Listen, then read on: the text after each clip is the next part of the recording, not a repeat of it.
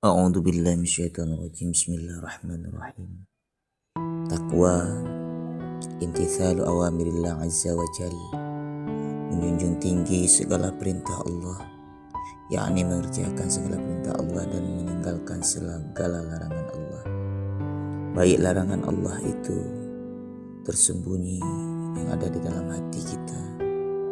Telah maklum diajarkanlah ilmu tasawuf, hasud, dengki, sombong, dendam, amarah tidak pada tempatnya.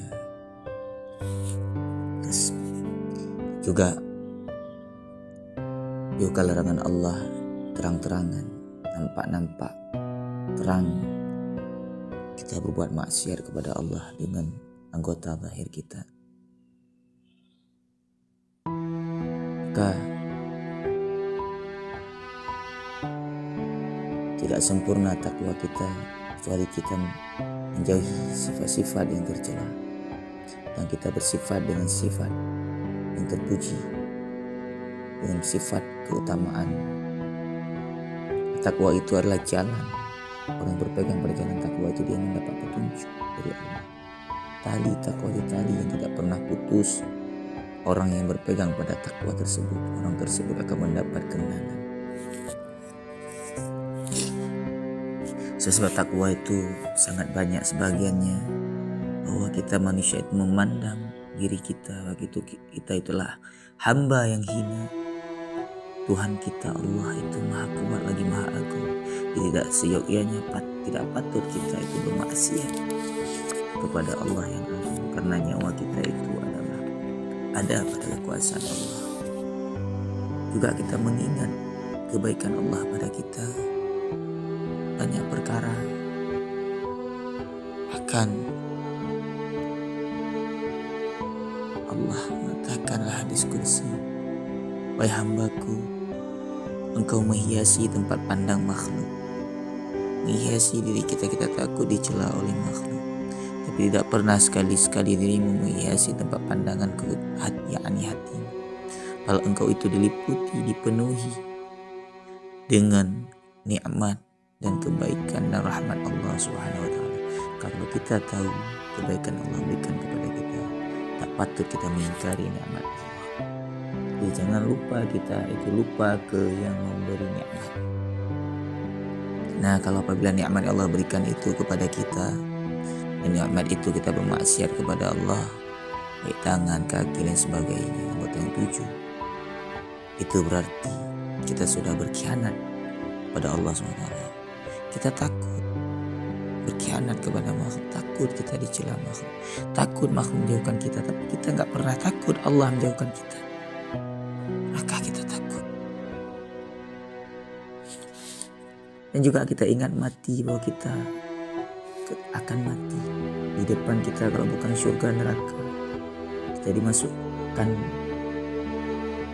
ke dalam neraka karena amal buruk kita. Kita dimasukkan surga dengan amal kebaikan kita dan sebab amal kebaikan kita.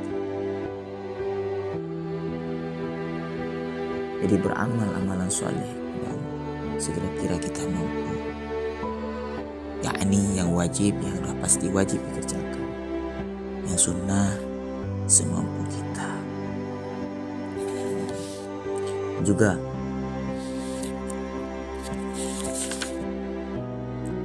amal yang soleh ini adalah, amal yang baik ini adalah kebahagiaan kita orang Islam, dan Allah memandang kita dengan pandangan rahmat, dengan pandangan kasih sayang, khusus apabila kita mendahulukan kebaikan kepada Allah yang dengan beramal dengan amal yang soleh.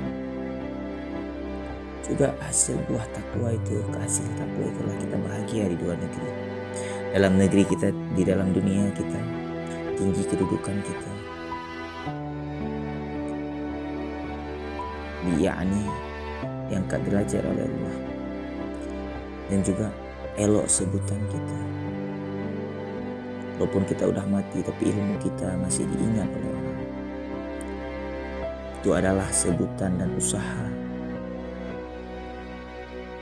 yang dikasihi simpati manusia, cinta manusia kepada kita, yakni manusia yang berakal.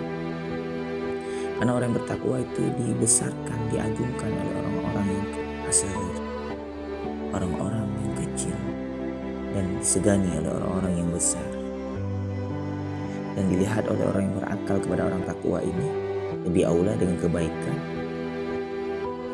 lebih aula dengan kebaikan dan ihsan.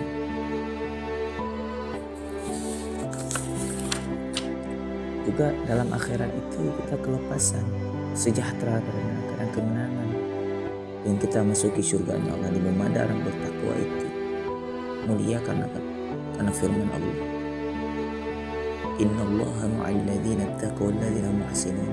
Sungguhnya Allah itu beserta orang-orang yang bertakwa mereka itu, dan orang-orang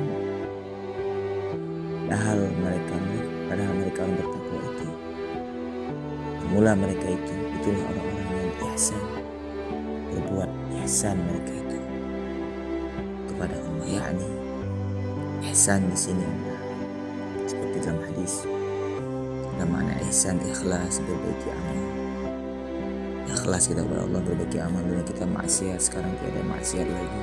Kita tinggal sembahyang, kita sekarang nggak tinggal sembahyang lagi. Kalau tinggal sembahyang itulah sebesar-besar maksiat kepada Allah. Alhamdulillah.